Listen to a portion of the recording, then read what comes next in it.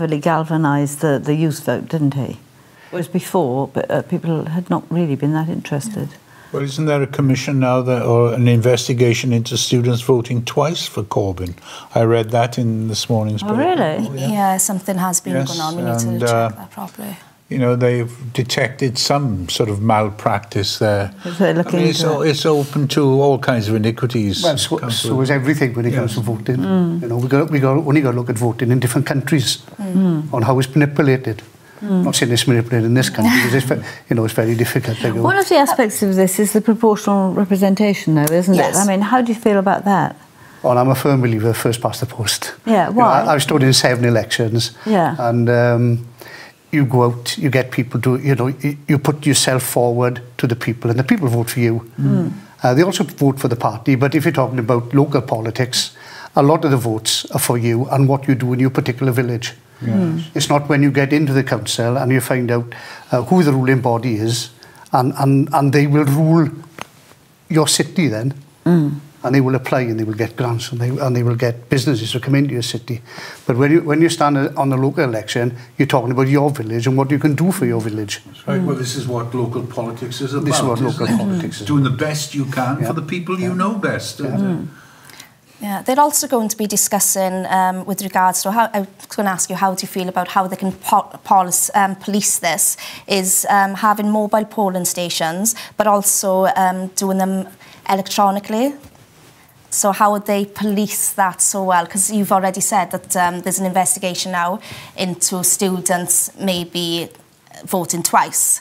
If they were doing it electronically, would that be giving it a bigger scope? Clever people about, aren't they? I think, as the Lord Mayor said, every system is open to malpractice, isn't it? Especially when you come to anything electronic, there's always somebody one jump ahead of somebody else.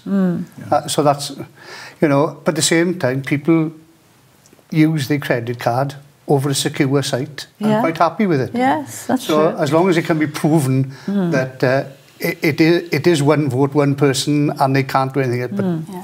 And I think what will lead on from that is that there should be compulsory to vote.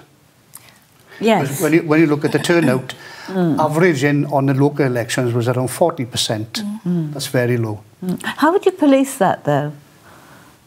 What, electronically? No, making it compulsory to vote. How would you we'd have to look at where other countries do it. And then, I think they do it in Australia, don't they? Well, Switzerland is Switzerland, compulsory. Yeah. That's one of the several European countries. And they're constantly having referendums, aren't they? And local votes and things. It's all compulsory. So it works there. We should look at ways of working. Because you normally find out that the people who shout the most are the people who don't vote. Yes, oh yes, yeah. That's true. You mentioned European and that. They're also looking ahead to when we do eventually leave Europe, so in 2019, what they're looking at is that for foreign citizens that will normally reside in Wales, that they will be able to vote as well. So how do you feel about that? Everything is obviously revolving on Brexit. Nobody knows what's going to happen because every time you go on television, nobody can actually tell you.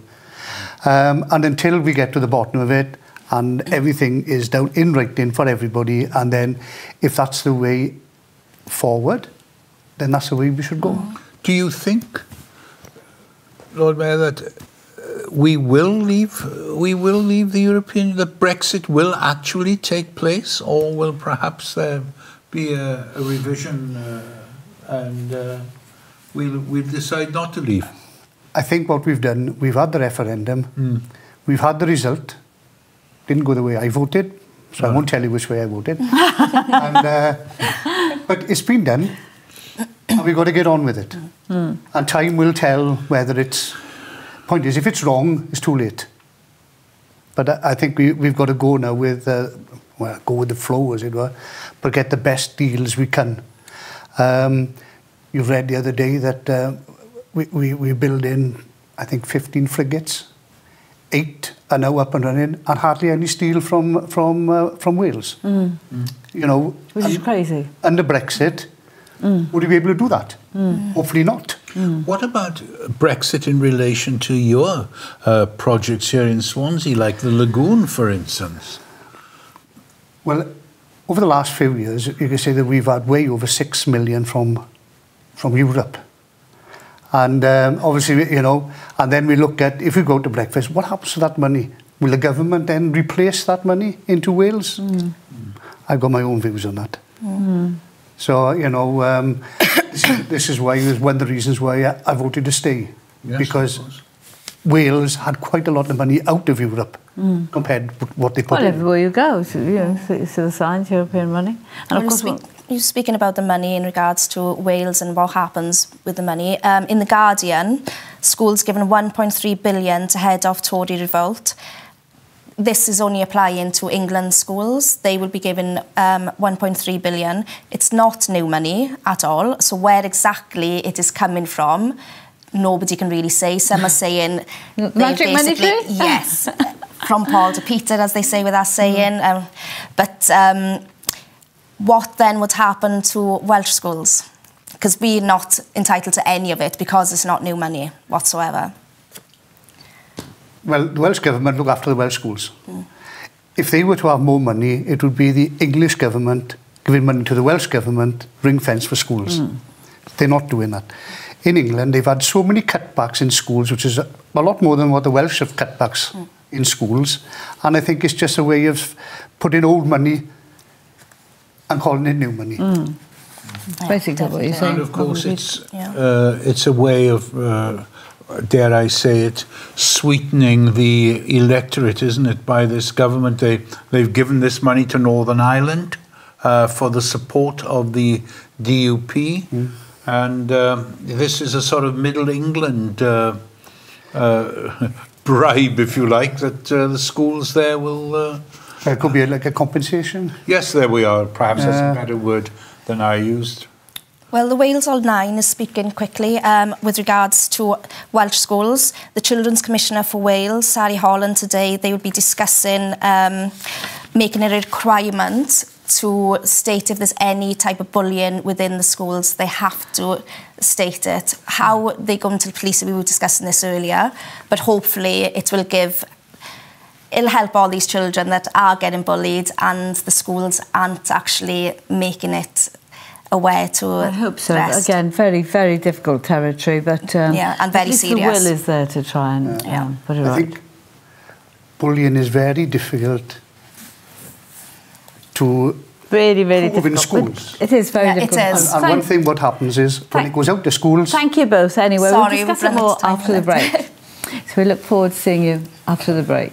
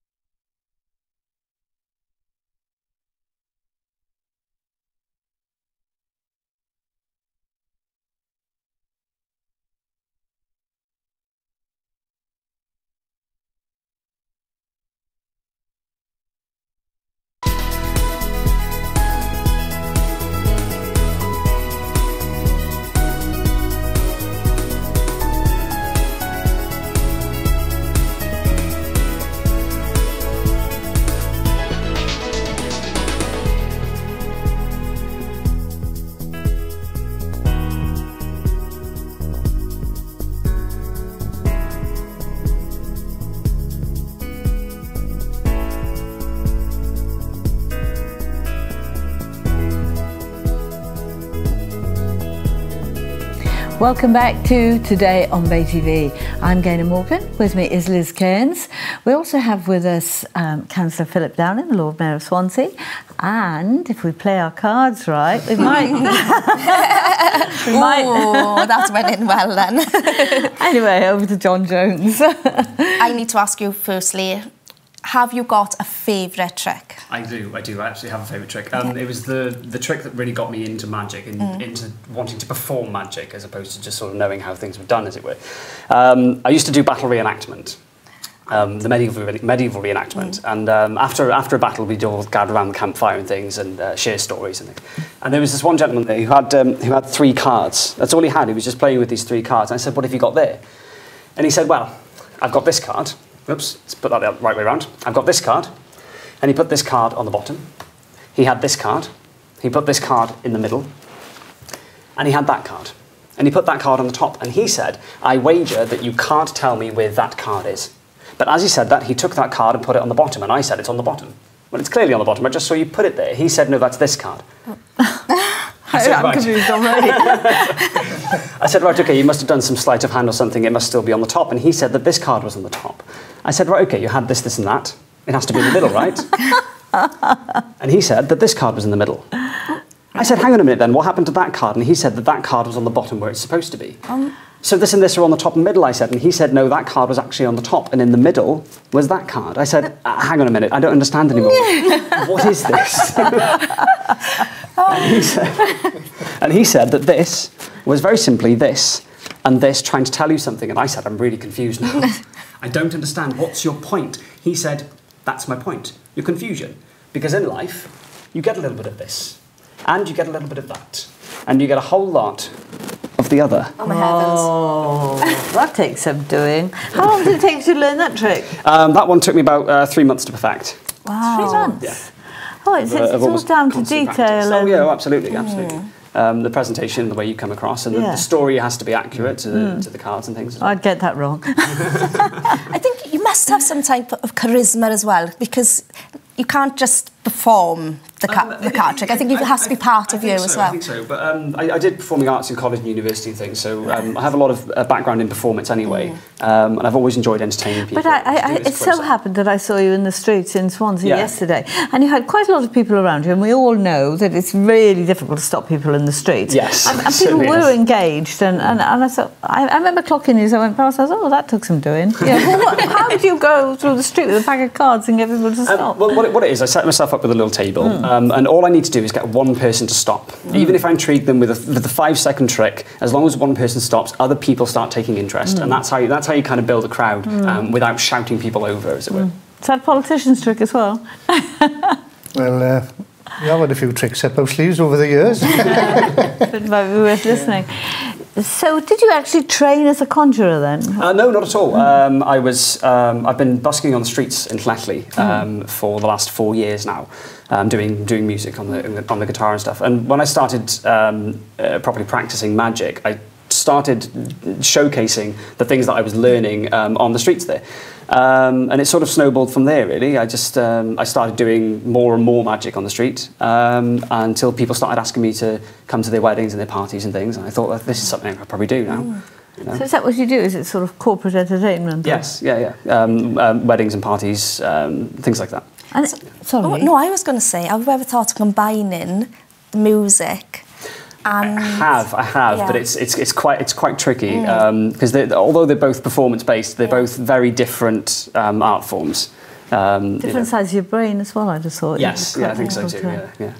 I'm always thinking outside the box here. I was thinking, oh, that would be different, wouldn't it? Are you performing? Of course, yeah, absolutely.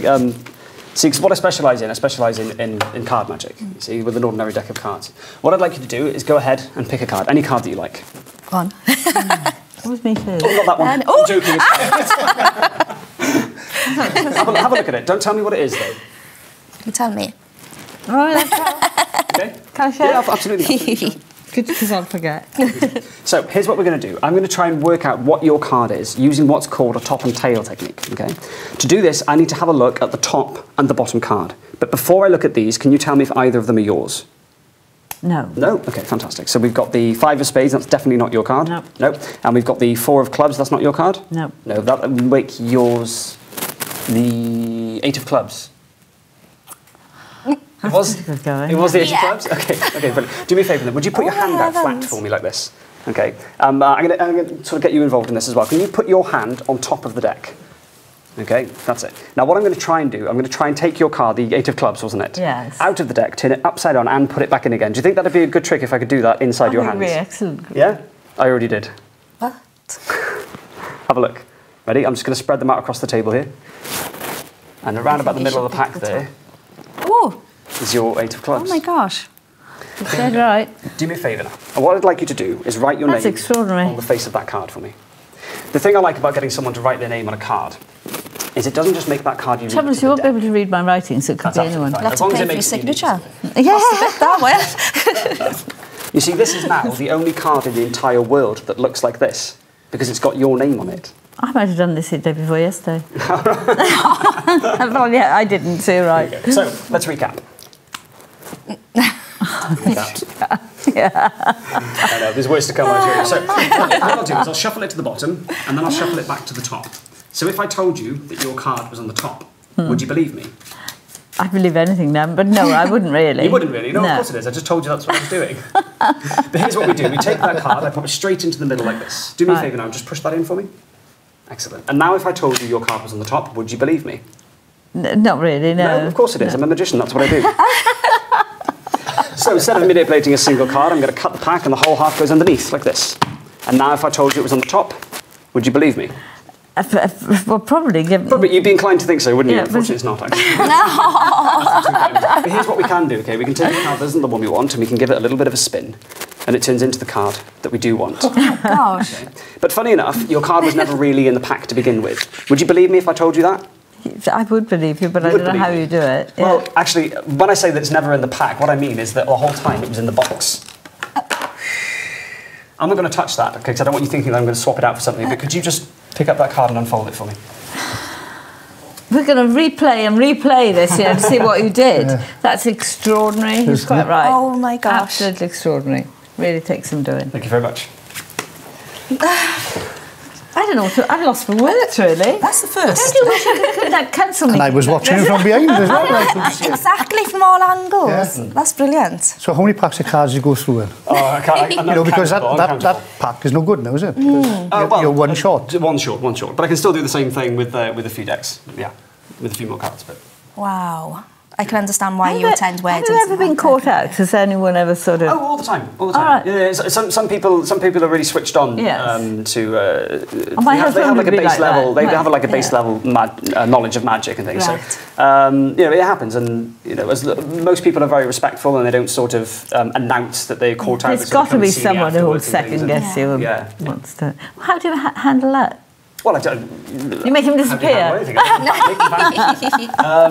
No, I just tell them that they were right. I might teach them a trick or two, recommend a few books for them if they're into maybe performing it and things, and try and sort of safeguard the magic industry, as it were. We haven't got much time left, and I really want to see something. All right. What's that? That you showed me in the green room, but that you wouldn't show me. Ah, right. Yes, okay. You know, yes. Oh, the box.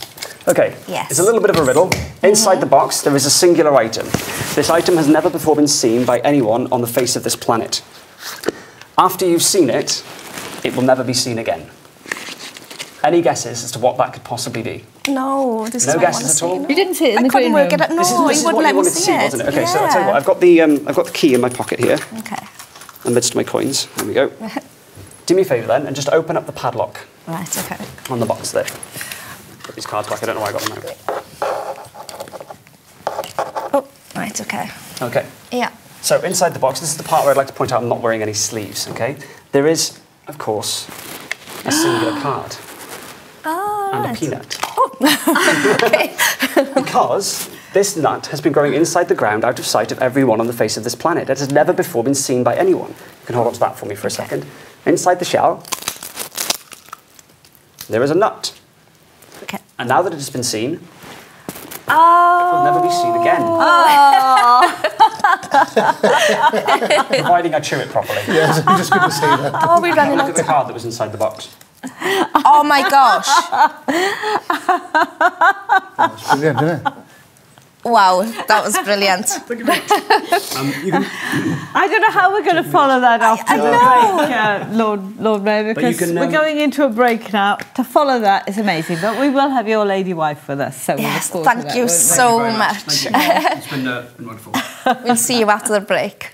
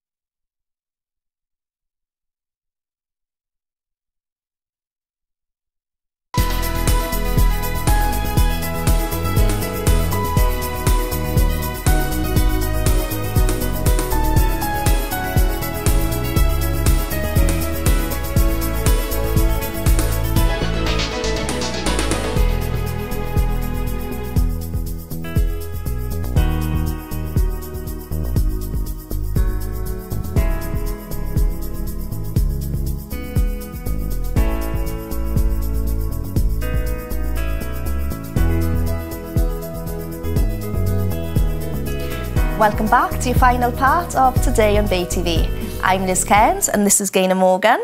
And with us is the Lord Mayor of Swansea Councillor Philip Downing and now the Lady Mayoress Llewellyn Downing. And Lillian, we've brought you in to have a bit of gravitas and all the hilarity of the last part and the magic tricks and all the rest. How are you enjoying being Lady Mayoress? It's been good. Yeah? Yeah, so far it's been very good. Do you enjoy the bling? Oh, it's quite good, isn't it? Is it heavy or? Yes, it is. Not as heavy as Philip's, but it's quite heavy. Is that? Oh, it is quite heavy. There's a story attached to it, isn't there? To the chain. Well, yes, it was actually made in 1876. 1876. So the mayor of 1875 was so enamoured by the welcome and he was getting in Swansea that he decided to leave a legacy. Oh, right. So they employed a goldsmith in London to make it. And then a mayor who was 2 years previously was given advice. And there have been some breakages over the years and this has been added. But this was the shield of the Welsh shield at the time. Oh, I see. So every mayor since 1876 has worn this. It's amazing. Now, I know Pontarddulais, where you come from, where you live, is a very safe, nice place. But I'm guessing you don't leave them on the bedside table at night. We don't touch them, don't take them off. No. The chauffeur brings them in, Right, he puts them on, Yeah. and he takes them off. So I've never seen the back. All right. Might be a label on the back, you never know. And then he has got to take them to the civic centre, Yeah.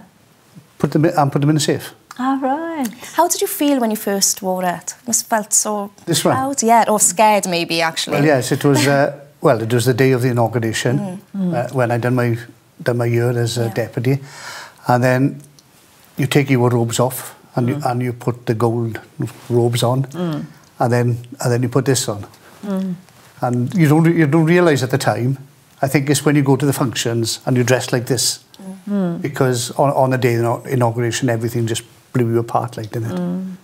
How do you feel about it, Lillian? Because you're not the politician, but you've been together a very long time, haven't you? So I'm guessing you've been involved in politics for a long time.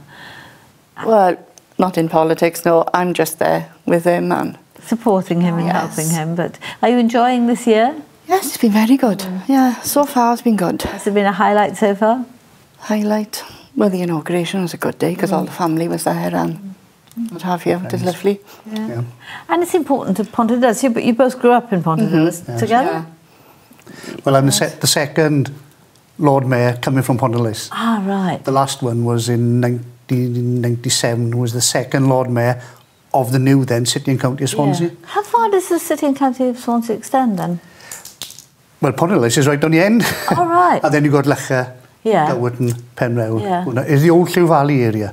Yeah. They still I remember the Llew Valley. They still call us Llew Valley area. I worked on the Llewellyn Chronicle, so I know all about the Llew Oh, Valley. of course you do. I was born in Llewellyn. Well, I was on Llew Valley since 83 till, 96, on and off. But you grew up together in the same street? Yes, I just sneak out when I want to go for a pint. So no, I suppose you don't remember meeting, do you? You always knew each other? No, well... Well, we used to just ignore one another, really. We used to pass one another. It's funny at those days, when you were in school, that, whatever year, you didn't know the people below you. Oh, The that's year true, below you. yeah. We're not the same age, obviously. Yeah, Nell's the older. He's older. Because, That deserves a thump, doesn't it? Yeah. you don't look at, the children below you. Yeah. You So when did you first notice her then? I think when we went to college. When we had to go sign in college from the school, and I think it was from there, we used to go to the youth club. Well, then age didn't matter then. It had gone past the age sort of thing, like when you're 10, you don't talk to 9-year-olds, and when you're 12, you don't talk. But once you go to 16, 17, age goes out the window, then you just talk to people.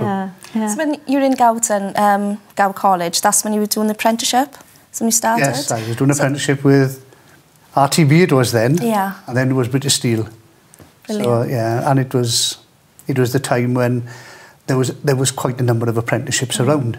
Yeah. And of course, over the years, the apprenticeships have dwindled, because when I done my pre-apprenticeship in Gosine College to see if it suited me and whether I suited that, then you could go out and say, well, I want to work here and I want to work there.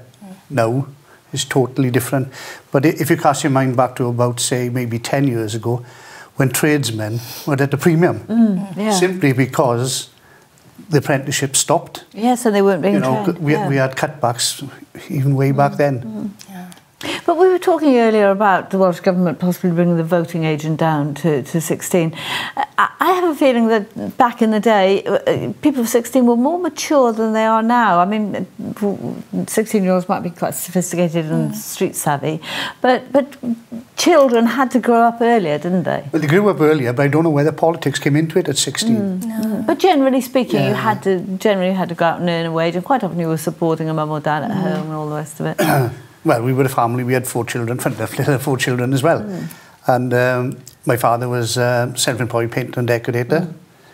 And, you know, you've got to follow in the footsteps. But unfortunately, we never did.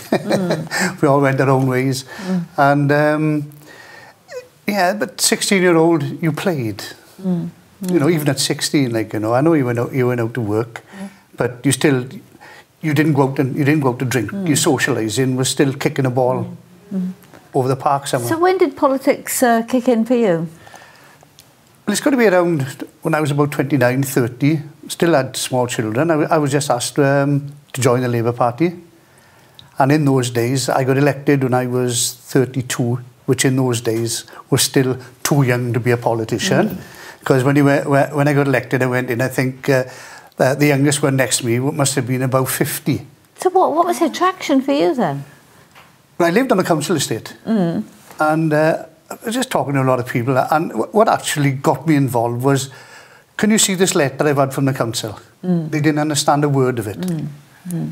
And I said, well, why don't you stand in and then you can get them, you know, in the same language that we understand. And that's what got me involved, really. And, you know, I've been doing it ever since, like, because the letters haven't changed once they come from the legal side. Nobody can understand them anyway. But the issues have changed. What are the most pressing issues now for your ward? Well, obviously, when I got elected, we had something like about 5 engineering works. We had 2 mines close by. It was a thriving little town. And of course, unemployment was... I wouldn't say it was unheard of. We still had unemployment, but it was low. Now we've got... I used to work in engineering works in Pontarlice, which closed in 2009, and that was the last one. There is no engineering. Obviously, we know there are no mines anywhere. No men's jobs, really. Real men's jobs. They were then. But not now. But not now, because my son works in Port Talbot, and there's a lot of girls coming through the system, first as apprenticeships and working on the line.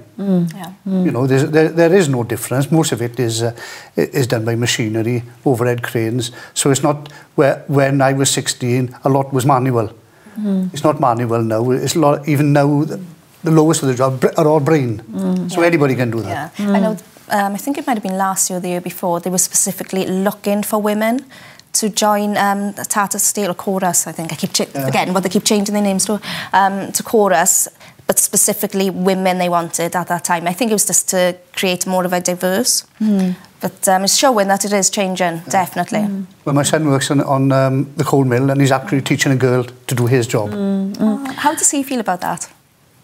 Is he fine with girls being there and that? Really, you know, he's not one way, you know, he'll just teach you anybody else, like, you know. Of course, the other aspect, just quickly, is it rather sucks the life out of a town when everybody's going out to work, doesn't it? But what, away from the town? Yes. Well, yes, but as long as they got a job, and you know, because our population is growing in my town, but the only work you've got now is in leisure and things like that. You know, they've got to go out because Port Talbot are employing at the moment, so you know there's still work there, and then we got Trusty, which is close by. We're just coming to an end. In 2 or 3 words, what do you want from the year?